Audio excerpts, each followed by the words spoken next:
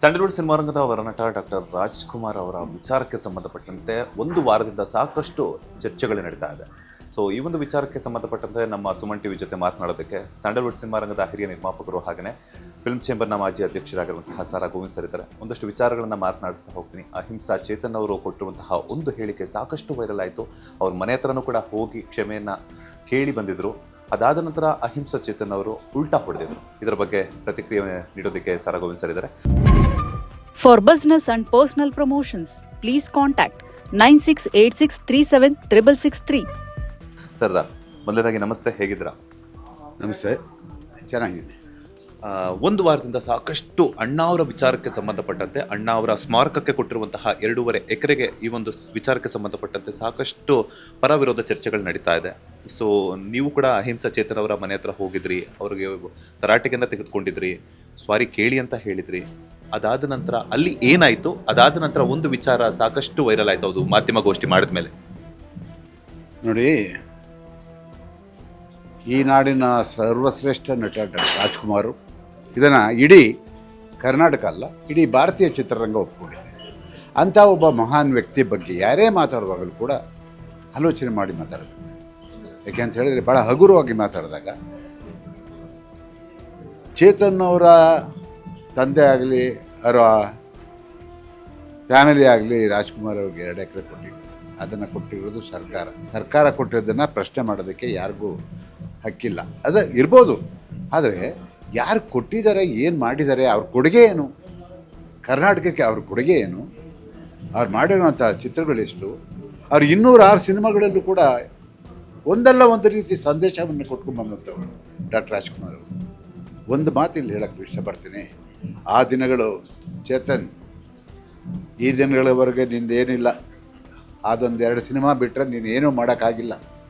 ರಾಜ್ಕುಮಾರ್ ಅವರು 206 ಚಿತ್ರಗಳನ್ನು ಮಾಡಿ ಸುಮಾರು 90% ಸಕ್ಸಸ್ ಕೊಟ್ಟಿದ್ದಾರೆ. ಅವ್ರ ಬಗ್ಗೆ ಅಷ್ಟು ಕೇವಲವಾಗಿ ಮಾತಾಡೋದು ಮನುಷ್ಯನಿಗೆ ಒಳ್ಳೆಯದಲ್ಲ. ರಾಜ್ಕುಮಾರ್ ಮನಸ್ಪಟ್ಟಿದ್ರೆ ಎಷ್ಟೋ ಭಾಷೆಯಲ್ಲಿ ಅವ್ರಿಗೆ ಅವಕಾಶ ಬಂತು, ಎಷ್ಟೋ ಭಾಷೆ. ಸ್ವತಃ ಅಮಿತಾಬ್ ಬಚ್ಚನ್ ರಾಜ್ಕುಮಾರ್ ಅವ್ರ ಮನೆಗೆ ಬಂದು ಒಂದೇ ಒಂದು ಸೀನು, ರೈಲ್ವೆ ಸ್ಟೇಷನಲ್ಲಿ ನೀವು ಇಳಿತೀರ, ನಿಮ್ಮೊಬ್ಬ ಕೂಲಿ ಆಳಾಗಿ ನಾನು ನಿಮ್ಮ ಲಗೇಜನ್ನು ಎತ್ಕೊಂಡ್ಬರ್ತೀನಿ, ಅಷ್ಟು ಮಾತ್ರ ಮಾಡಿ ಅಂತ ಹೇಳಿದ್ರು. ಒಪ್ಪಲಿಲ್ಲ ಅವರು. ನನ್ನ ಭಾಷೆ ಬಿಟ್ಟರೆ ನಾನು ಬೇರೆ ಭಾಷೆ ಮಾಡಲ್ಲ ಅಂತ ಹೇಳಿದಂಥ ಏಕೈಕ ವ್ಯಕ್ತಿ ಇಡೀ ಭಾರತದಲ್ಲಿ ಯಾರಾದರೂ ಇದ್ದರೆ ಅದು ರಾಜ್ಕುಮಾರ್. ಅವ್ರಿಗೆ ರೀ ಆ ಗೌರವ ಸಿಗೋದು. ಸಾಮಾನ್ಯ ಅಕ್ಕಸಿತ್ ನನಗೆ ಸಿಗುತ್ತಾ? ಅದರಲ್ಲಿ ನಿನಗೆ ಸಿಗುತ್ತಾ? ನಿನ್ನ ಕೊಡುಗೆ ಏನು? ರಾಜ್ಕುಮಾರ್ ಕೊಡುಗೆ ಏನು? ಅವ್ರ ಬಗ್ಗೆ ಮಾತಾಡುವ ಯೋಗ್ಯತೆ ಇದೆಯಾ? ಮಾತಾಡಿ ಚೀತು ಅನ್ನಿಸ್ಕೊಂಡಲ್ಲ, ನಮ್ಗೆ ಎಷ್ಟು ಬೇಸರ ಆಗುತ್ತೆ. ಯಾರ್ಯಾರು ಮಂತ್ರಿ ಮಹೋದಯರೆಲ್ಲ ಹೋಗಿದ್ರು, ಇನ್ನೂ ನಿನಗೂ ಬುದ್ಧಿ ಬರಲಿಲ್ಲ ಅಂದರೆ ಏನೇ ಅನ್ಬೇಕು ನಿನ್ನ? ನಾವೆಲ್ಲ ಬಂದೋ ನಿಮ್ಮ ಮನೆ ಹತ್ರ, ನಿನಗೇನು ಪ್ರಾಣ ತೆಗಿಯೋಕ್ಕೆ ಬಂದಿದ್ವಾ, ಹೊಡೆಯೋಕ್ಕೆ ಬಂದಿದ್ವಾ? ಕೇಳಕ್ಕೆ ಬಂದಾಗ ನೀನು ಮರ್ಯಾದೆಲಿ ಮಾತಾಡಿ ಅಂತ ಹೇಳಿದ್ರೆ, ನೀನು ಯಾವ ಮರ್ಯಾದಸ್ಥ? ನಿನಗೆ ಮರ್ಯಾದೆ ಕೊಡೋಕ್ಕೆ ನಾನು? ರಾಜ್ಕುಮಾರ್ ಬಗ್ಗೆ ಮಾತಾಡಿದ್ಮೇಲೆ ನಿನಗೇನು ಯೋಗ್ಯತೆ ಇದೆ ನಿನಗೆ ಮರ್ಯಾದೆ ಕೊಡೋದು?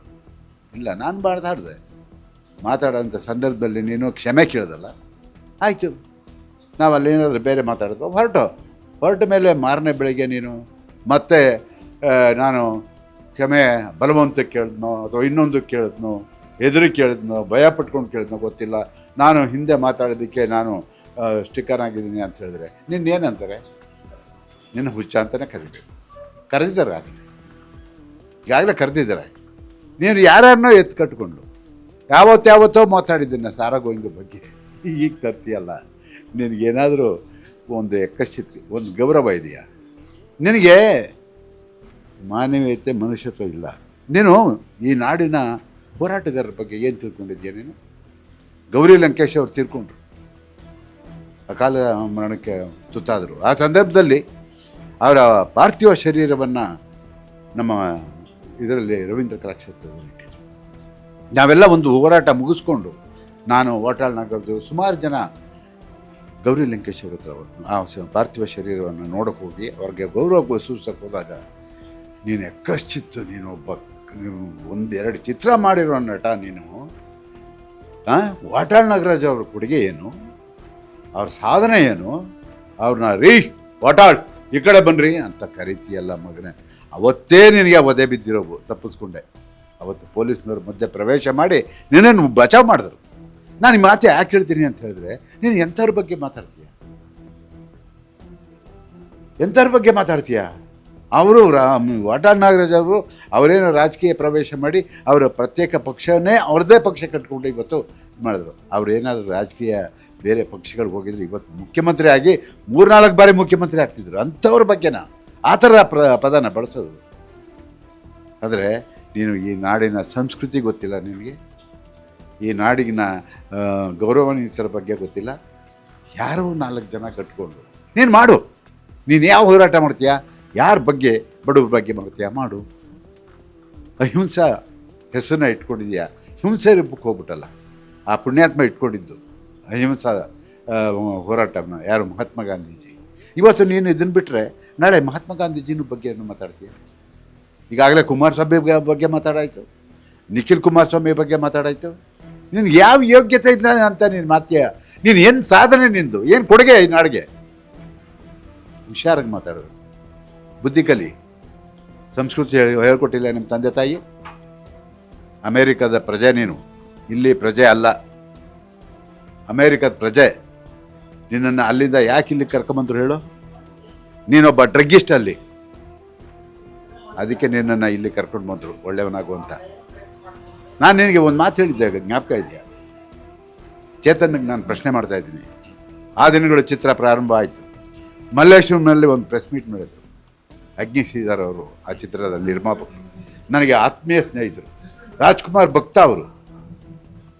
2 ನಕ್ಷತ್ರಗಳಲ್ಲಿ ಒಂದು ಸಣ್ಣ ಪಾತ್ರವನ್ನು ಕೂಡ ರಾಜ್ಕುಮಾರ್ ಜೊತೆ ಮಾಡಿದಂಥವ್ರು ಅಗ್ನಿ ಶ್ರೀಧರ್ ಅವರು.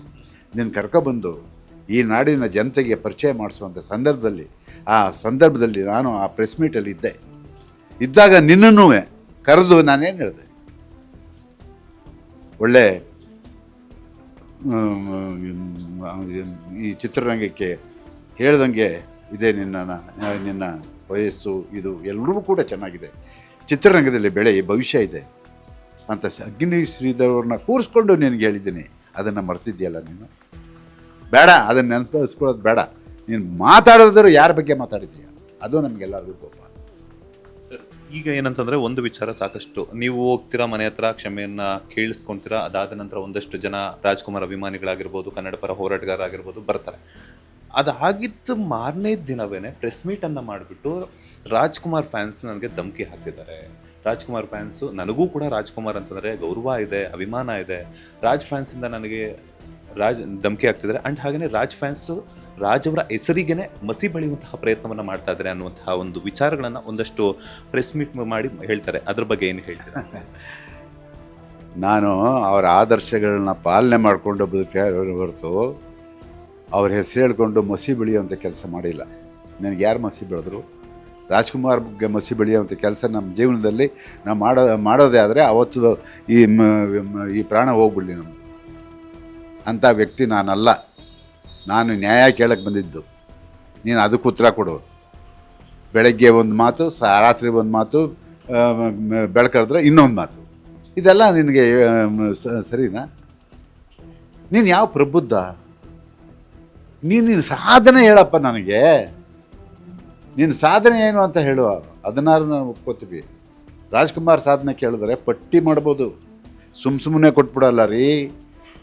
ರಾಜ್ಕುಮಾರ್ಗೆ ಪದ್ಮಭೂಷಣ ಸುಮ್ಮನೆ ಕೊಟ್ಬಿಡಲ್ಲ, ಪಾಲ್ಕೆ ಪ್ರಶಸ್ತಿ ಸುಮ್ಮನೆ ಕೊಡಲ್ಲ. ನಾಳೆ ಅದನ್ನು ಪ್ರಶ್ನೆ ಮಾಡ್ತೀಯ. ಕೇಂದ್ರ ಸರ್ಕಾರ ಹೆಂಗೆ ಕೊಟ್ರಿ ಕೇಳಲ್ವ ನೀನು? ಇಲ್ಲ, ನೀನು ಕೊಡಬೇಕಾಗಿತ್ತಾ? ಇದನ್ನು ಪ್ರಶ್ನೆ ಮಾಡ್ತೀಯ ನಾಳೆ ನೀನು ಬಿಟ್ಟರೆ. ಅದಕ್ಕೆ ಇವತ್ತೇ ನಿನಗೆ ಕಡಿವಾಣ ಹಾಕಿದ್ವಿ. ಮುಂದಕ್ಕೆ ದೊಡ್ಡವ್ರ ಬಗ್ಗೆ ಮಾತಾಡುವಾಗ ಹಗುರವಾಗಿ ಮಾತಾಡಬೇಡ ಅಂತ ಹೇಳಿ. ಒಂದು ಸಾರಿ ಆಗಲೇ ಕೇಂದ್ರ ಸರ್ಕಾರ ನಿನ್ನನ್ನು ಗಡೀಪಾರು ಮಾಡಿದೆ, ಅರ್ಥ ಮಾಡ್ಕೊ. ಇವತ್ತು ನಾವೇ ಅದೇ ಒತ್ತಡವನ್ನು ಸರ್ಕಾರದ ಮೇಲೆ ತರ್ತಾ ಇದ್ದೀವಿ. ಇವರಿಂದ ಕಾನೂನು ಸುವ್ಯವಸ್ಥೆ ಕರ್ನಾಟಕದಲ್ಲಿ ಹದಗೆಡುತ್ತೆ. ಯಾರ ಬಗ್ಗೆ ಮಾತಾಡಿದೆಯಾ? ರಾಜ್ಕುಮಾರ್ ಬಗ್ಗೆ. ಕಾನೂನು ಸುವ್ಯವಸ್ಥೆ ಹದಗೆಡುತ್ತೆ, ಇವನ್ನ ಗಡೀಪಾರು ಮಾಡಿ ಅಂತ ಹೇಳ್ಬಿಟ್ಟು ನಾವು ಈಗಾಗಲೇ ಒತ್ತಾಯ ಮಾಡ್ತಾ ಇದ್ದೀವಿ, ಮಾಡಿದ್ವಿ. ಈಗ ಕನ್ನಡ ಸಿನಿಮಾ ರಂಗ ಅಂತ ಹೇಳಿದ ತಕ್ಷಣ ನಮ್ಗೆ ನೆನಪಾಗುವಂಥದ್ದೇ ಅಣ್ಣ ಅವರು. ಯಾಕಂದರೆ ಕನ್ನಡ ಸಿನಿಮಾ ರಂಗಕ್ಕೆ ಮೇನ್ ಪಿಲ್ಲರ್ ಅಂತಂದರೆ ಡಾಕ್ಟರ್ ರಾಜ್ಕುಮಾರ್ ಸರ್. ಇವತ್ತು ಅವ್ರ ಬಗ್ಗೆನೇ ಮಾತಾಡಿರುವಂಥವ್ರು. ಈಗ ಸಾಕಷ್ಟು ಜನ ಭರವಸೆ ನಾಯಕರಿದ್ದಾರೆ, ಹಾಗೆಯೇ ದೊಡ್ಡ ದೊಡ್ಡ ಕಲಾವಿದರಾಗಿದ್ದಾರೆ, ಕಿಚ್ಚ ಸುದೀಪ್ ಆಗಿರ್ಬೋದು, ದರ್ಶನ್ ಅವರಾಗಿರ್ಬೋದು, ಇನ್ನೊಂದಷ್ಟು ಜನ ಇದ್ದಾರೆ. ಆಗ ಬೇರೆ ಮುಂದಿನ ದಿನಗಳಲ್ಲಿ ಈ ಒಂದು ನಟರ ಬಗ್ಗೆ ಮಾತನಾಡಲ್ಲ ಅನ್ನುವಂಥದ್ದು ಏನು ಗ್ಯಾರಂಟಿ? ಅದನ್ನು ಹೇಳಿದ್ದು ಯಾಕೆ ಅಂತ ಹೇಳಿದ್ರೆ, ಅದೇನೋ ಹೇಳ್ತಾರಲ್ಲ, ಹಂಗಾಯ್ತು ಗಾದಿ. ಆನೆ ನಡ್ಕೊಂಡು ಹೋಗ್ತಾ ಇರ್ತದೆ, ನಾಯಿ ಬೈಕ್ ಉಳ್ಕೊಂಡು ಹೋಗ್ತಾ ಇರ್ತವೆ, ಯಾರಿಗೂ ಆಗಲ್ಲ. ಎಲ್ಲ ನಟರ ಬಗ್ಗೆನೂ ಮಾತಾಡೋದಕ್ಕೆ ಇವನಿಗೆ ಹೇಗಿದ್ದ, ಇವನು ಮಾಡಿದ್ದೆ, ಇವತ್ತು ಅವನು ಒಂಥರ ನಿರುದ್ಯೋಗಿ. ಹಿಂಗೆ ಏನಾದರೂ ಮಾಡಿ ಪ್ರಚಾರಕ್ಕೆ ಬರಬೇಕು ಅಂತ ಹೇಳಿದ್ರು. ಬೇರೆ ಎಲ್ಲ ನಟರ ಬಗ್ಗೆ ಮಾತಾಡಿದ್ರು ಬಿಡ್ತಾರೆ ಅವರು. ಯಾಕೆ ಬಿಡ್ತಾರೆ ನೀನು ಏನು ಯೋಗ್ಯತೆ ಇದ್ದ ಅಂತ ಬೇರೆ ನಟರ ಬಗ್ಗೆ ಮಾತಾಡಿದ್ರು? ಅದೆಲ್ಲ ಸಾಧ್ಯ ಇಲ್ಲ. ಇವತ್ತು ರಾಜ್ಕುಮಾರ್ ಬಗ್ಗೆ ಮಾತಾಡಿದ್ಯಾ, ಮುಂದಿನ ದಿನಗಳಲ್ಲಿ ಇದು ನಿನಗೆ ಕೇವಲ ಪಾಠ ಹೇಳಿದ್ದೀವಿ ಅಷ್ಟೇ. ಅದನ್ನು ತಿಳ್ಕೊಂಡ್ರೆ ಕರ್ನಾಟಕದಲ್ಲಿ ಇರ್ತೀಯ, ಇಲ್ಲ ಅಂದರೆ ಅದೇನಾಗಬೇಕೋ ಆಗ್ತೀಯ ಗೊತ್ತಿಲ್ಲ. ಇಂಥದಕ್ಕೆ ಅವಕಾಶ ಕೊಡ್ಬೇಡ. ನಾವು ಯಾರನ್ನು ಇವತ್ತಿನವರೆಗೂ ರಾಜ್ಕುಮಾರ್ ಯಾರಾದರೂ ಒಬ್ಬ ವ್ಯಕ್ತಿನ ಏಕವಚನದಲ್ಲಿ ಮಾತಾಡ್ಸಿದ್ದು ನೋಡಿದ್ದೀರಾ? ನಾನು ಅವರ ಜೊತೆ ಸುಮಾರು 28 ವರ್ಷ ಅವ್ರ ಜೊತೆ ಇದ್ದೆ. ಒಂದು ಗೋಕಾಕ್ ಚಳುವಳಿ, ಅವ್ರಿಗೊಂದು ಗೋಕಾಕ್ ಚಳುವಳಿ. ಅವತ್ತು ಎಷ್ಟು ಜನ ಅವ್ರ ಮನೆ ಬಾಗಿಲಿಗೆ ಬಂದರು.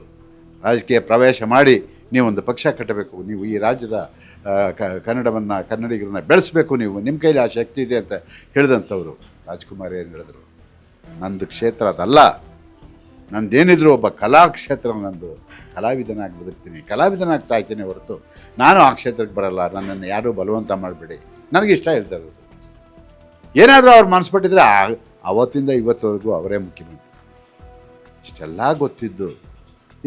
ಗೊತ್ತಿದ್ದು ನೀನು ಎಲ್ಲೋ ಬಂದವನು, ಎಲ್ಲೋ ಬದುಕಿದವನು, ಇವತ್ತು ಅವ್ರ ಬಗ್ಗೆ ಮಾತಾಡಿ ಚೀತು ಅನ್ನಿಸ್ಕೊಂಬಿಟ್ಟಲ್ಲ. ನಮಗೂ ಬೇಜಾರಾಗಲ್ವಾ? ಒಬ್ಬ ಕನ್ನಡದವನಿಗೆ ಜನ ಬೈತಾವ್ರೆ ಅಂತ. ಇದು ನಮಗೆ ನೋವಾಗೋದು. ಸರ್, ಫೈನಲ್ ಆಗಿ ಈಗ ಯಾವ ರೀತಿ ಅಂತ ಡಿಸಿಷನ್ ತಗೊಂಡಿದ್ದೀರಾ? ಏನು ಮಾಡಬೇಕು ಅಂತ ಲೀಗಲ್ ಪ್ರೊಸೀಜರ್ಸನ್ನು ತಗೊಂಡಿದ್ದೀರಾ ಅಂತ? ಇಲ್ಲ, ಈಗಾಗಲೇ ನಾವು ಸರ್ಕಾರಕ್ಕೆ ಮನವಿ ಮಾಡಿದ್ದೀವಿ ಅವ್ರಿಗೆ ಗಡೀಪಾರು ಮಾಡಬೇಕು ಅಂತ. ಮತ್ತು ಈಗಾಗಲೇ ಚಲನಚಿತ್ರ ವಾಣಿಜ್ಯ ಮಂಡಳಿ ಕೂಡ ಅವರೇನು ಅಲ್ಲಿ ಸದಸ್ಯತ್ವ ಹೊಂದಿದ್ದಾರೋ, ಅದು ಪರ್ಮನೆಂಟ್ ಅಲ್ಲ, ಟೆಂಪ್ರರಿಲಿ ಇದ್ದಾರೆ, ಅವರ ಒಂದು ಸದಸ್ಯತ್ವವನ್ನು ಕಿತ್ತಾಕಿ ಸರ್ಕಾರದ ಮೇಲೆ ಒತ್ತಡ ತರಬೇಕು ಅಂತ ಹೇಳ್ಬಿಟ್ಟು ನಾವು ಹೇಳ್ತಾ ಇದ್ದೀವಿ. ನೋಡೋಣ ಮುಂದಿನ ದಿನಗಳಲ್ಲಿ ಅವ್ರ ನಡೆ, ಅವ್ರ ವಿಚಾರ, ಅವರ ವಿಚಾರಧಾರೆಗಳು ಇವನ್ನೆಲ್ಲ ತಿಳ್ಕೊಂಡು ಮುಂದಿನ ದಿನಗಳಲ್ಲಿ ಏನು ಮಾಡಬೇಕು ಅದನ್ನು ಮಾಡ್ತೀವಿ. Thank you sir, Suman TV ಗೆ ಒಂದಷ್ಟು ಸಮಯವನ್ನು ಕೊಟ್ಟಿದ್ದಕ್ಕೆ. Thank you. ಇದಾಗಿತ್ತು ಡಾಕ್ಟರ್ ರಾಜ್ಕುಮಾರ್ ಅವರ ಬಗ್ಗೆ ಆಗಿರ್ಬೋದು, ಹಾಗೆಯೇ ಅಣ್ಣ ಅವ್ರಿಗೆ ಕೊಟ್ಟಿರುವಂತಹ ಸ್ಮಾರಕಕ್ಕೆ ಜಾಗದ ಬಗ್ಗೆ ಆಗಿರ್ಬೋದು, ಒಂದಷ್ಟು ವಿಚಾರಗಳನ್ನು ಮಾತನಾಡಿರುವಂತಹ ಸರಗೋಂದ್ ಅವರ ಮಾತು. ಕ್ಯಾಮ್ರಾ ಪರ್ಸನ್ ನಂದೀಶ್ ಜೊತೆ ಮಂಜುನಾಥ್ ಶ್ರೀನಿವಾಸ್, ಸುಮನ್ ಟಿವಿ ಕನ್ನಡ, ಬೆಂಗಳೂರು.